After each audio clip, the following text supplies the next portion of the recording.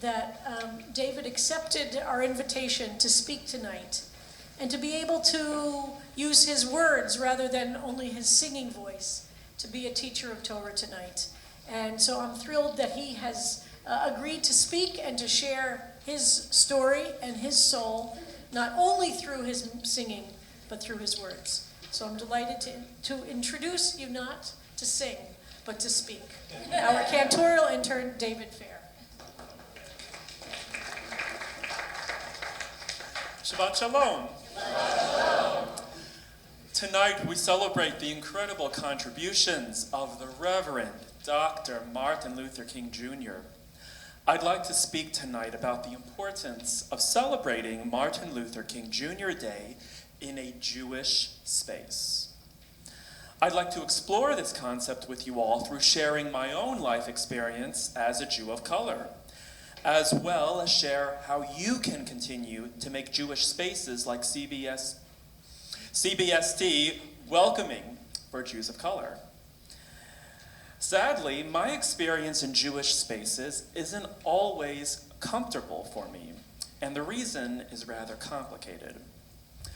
I grew up as the son of a white Jewish woman from Long Island, Marcia Goldman, and a black, non-Jewish man from Baltimore City, Warren Fair.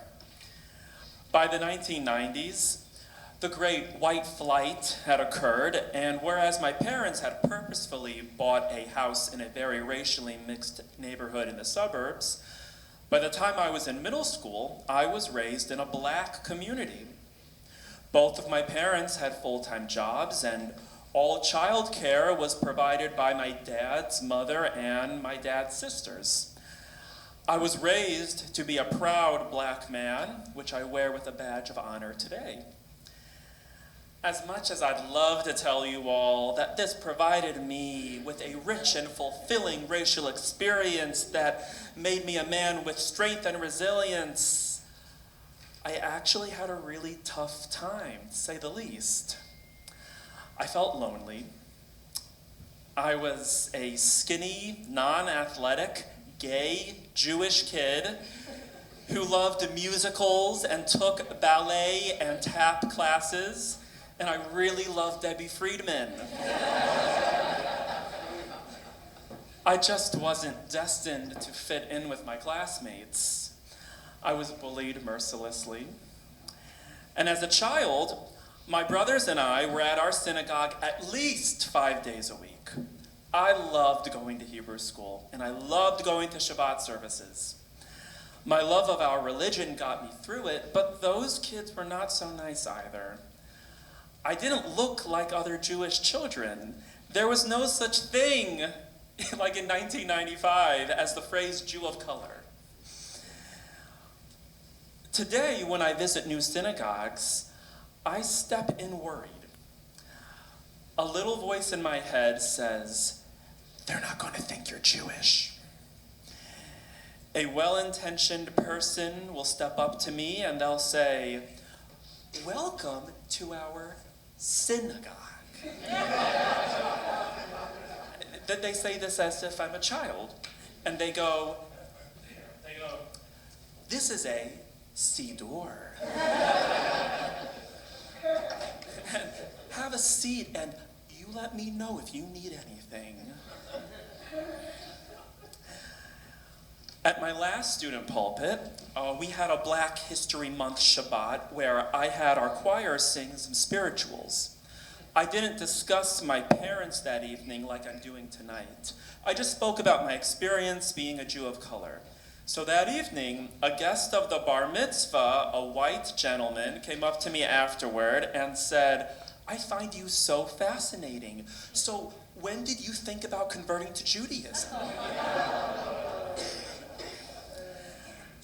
As a white man, he will always look like he belongs in any Jewish space. Whereas there I was, a staple in that community for 2 years, and I was immediately labeled as an outsider. I see great hope for the entire future of white Jews, black non-Jews, and Jews of color. I'm a student of history, and I see great change that has occurred in the past 2 decades. Across the nation, and most especially in Brooklyn, where I live, there are tons of Jews of color. I don't feel safe when people ask me if I'm Jewish. Here at CBST, I make sure to never assume anyone is not Jewish. I don't even ask if they're Jewish, I just assume they are. Assume someone is Jewish, and let someone tell you, oh no, I'm not Jewish. It's a good feeling when someone just assumed that you absolutely belong there. And then you follow it up with, oh, well, welcome to our synagogue. Can I give you a little tour? That makes them say to themselves, I want to come back here. The people here are really nice. When I meet someone of color and they say they're Jewish, I make it a rule to not ask pointed questions about their history. And believe me, I'm curious. I really want to know their story, but I also know it's a sensitive topic. I allow them to bring it up. And if you take the time to simply be in relationship with someone, they will eventually tell you all about themselves. Most people enjoy talking about themselves. And sometimes you're not going to learn all you would like to learn about someone, and that's okay. Sometimes you're going to be left with a mystery. It takes a lot of courage for a Jew of color to step into a Jewish space of mostly white people. Just showing up is a huge feat. Show your warmth. Ask them where they're from. Talk about the Yankees. That small amount of small talk goes a long way. Every person of color has had some well-intentioned person say to them, I don't see you as black, I don't see color. I'm glad you're laughing. That's a good sign. And of course I know what I know what they're trying to tell me. They're trying to tell me that they see my humanity. But they're also saying something else, which is that they don't want to see my color. People love to say to me, I can't tell you how many times I've heard people say to me, I'm colorblind. But I don't want you to be blind to my color. I want you to see my color. I like my dark skin. I want to tell you all the interesting things about me that have created my black experience, and I want to hear about you and everything about you that you like about yourself. You probably wouldn't want to hear from a non-Jew, I don't see you as Jewish, I just see you as a person. Please see me as Jewish. Dr. King said in his famous I Have a Dream speech that one day, little black boys and little black girls will be able to join hands with little white boys and little white girls as sisters and brothers. We are meant to be in relationship with one another. Rabbi Simcha Bunam of Pishka once said to his students, everyone must have 2 pockets so that he can reach into the one or the other according to his needs. In his right pocket are to be the words, for my sake the world was created, and in his left, I am but dust and ashes. No one is better than another person.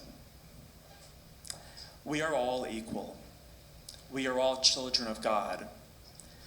Every human came from dust, and every human will return to dust. There is so much to be explored in our humanity when we open our hearts and our minds to being in relationship with people who are different. We learn so much. I believe that God is a bright light. And within every human soul, there's a small piece of that light. So when you look into another person's eyes, any human being's eyes.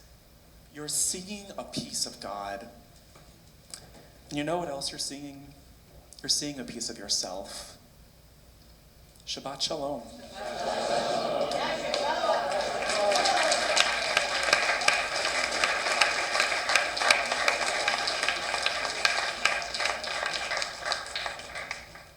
I think we're going to have you do more dress shows here.